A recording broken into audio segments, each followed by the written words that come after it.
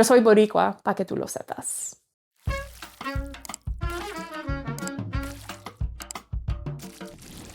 This is not related to books. I wanted to do a quick recording about what recently happened at the Super Bowl, specifically Bad Bunny's performance in mostly Spanish. He did actually use some English. Very few words, but there were English words in there. Come here. Hi. Hi. Oh, my babies. Oh, my babies. Hello. Come here. Let's see. Where's my boy? Yankee, is mama not loving you? And talk about what it feels like as a Puerto Rican. I am Boricua on both my mother and father's side. My father's family is from Ponce. My mother's family is from Mayagüez, Hormiguero, San Germán area. That is where I lived when I was younger. We only lived there for a year and a half when I was a kid. It was just enough to pick up Spanish, but I would not call myself perfectly fluent. My parents did not actually teach us Spanish growing up. They used it as their secret language so that the kids couldn't understand what they were saying. And they forgot that I had learned some because I lived there when I was about 12 or 13. So when we moved back to the States, they would still use Spanish to talk smack about people. And I would have to remind them that I can understand you now. So growing up, I was mostly raised in the States on the mainland and mostly the southeast of the United States. So the accent is real. It's going to come out real strong sometimes. We would go visit every single year, have lots of family who are still there and also spread throughout New York, New Jersey, Miami, all throughout Florida, a couple of other states, but that's where the majority of us are congregated. And most of my family is still in Puerto Rico. The halftime show starting in the Caña. My great-grandmother's house was right across the field from a giant sugarcane field. And the kids would go over and grab sugarcane and just chew on it because it's pure sugar. It tastes really good. I had so many memories watching that halftime show. So many positive memories. I had a really, really loving family. I was very fortunate. We had a lot of love and happiness in our family. Watching people be really racist and cruel about it, honestly, yeah, that's how it goes.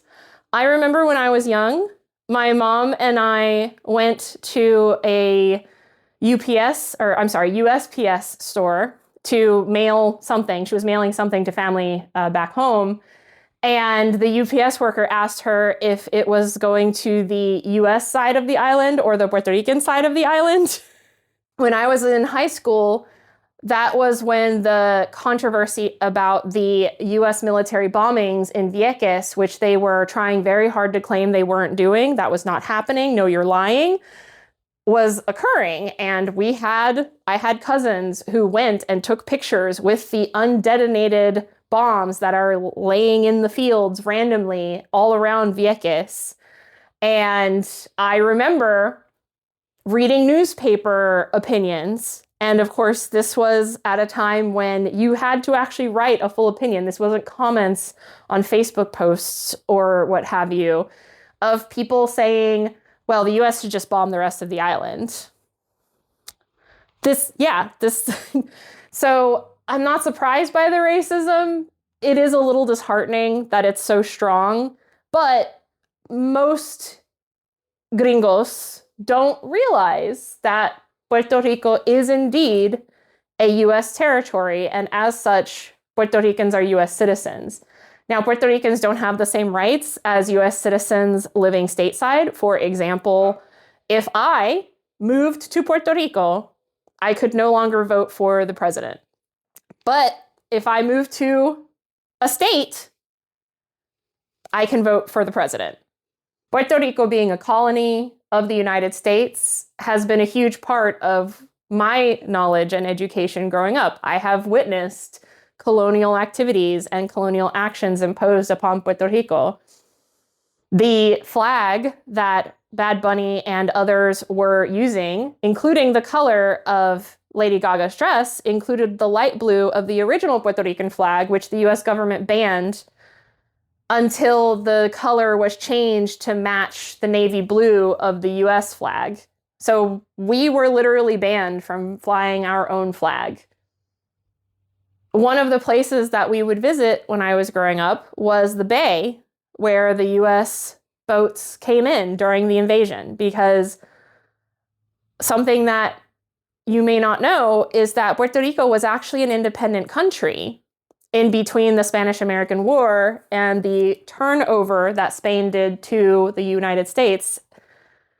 We were independent for 8 months, I believe, if I remember correctly. And so the US actually invaded with boats and guns and army, and yeah, it was an invasion. My grandfather was in the schools when the US Army soldiers came in with guns to take over the island. That is reality. That is what is true. There are still a lot of really regressive colonial policies that the US imposes upon the island. I'm not going to talk about them in detail right now because I don't want this to be a very long and angry video. I mostly want to focus on how awesome it was to see a Boricua being loud and proud about being Boricua, bringing in other Latino, Latinx, and Hispanic stars to join him. I just really loved that. It was awesome to see.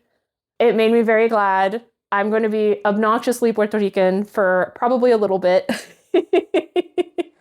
The part that actually, well, I started crying right at the beginning when they opened with the caña because the memories just, it all came flooding back to me.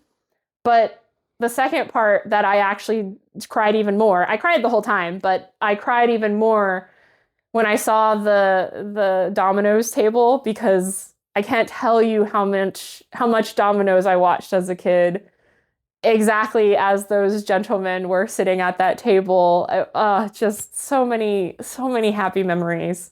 The food, the music, the happiness, the wedding, the child sleeping on the chair. I was that child so many times. I laughed so hard. It's just so cool. It's so awesome. All of the racism, lived it, experienced it, have seen it before, not surprised, it's nothing new. Don't focus on us just because it's getting you political points, but do enjoy the music, do enjoy the food, do celebrate the culture. These are Taíno artifacts that my father unearthed many years ago on an expedition. He was not an archaeologist, this was a school activity. And my mom had them mounted many years ago as a present for him.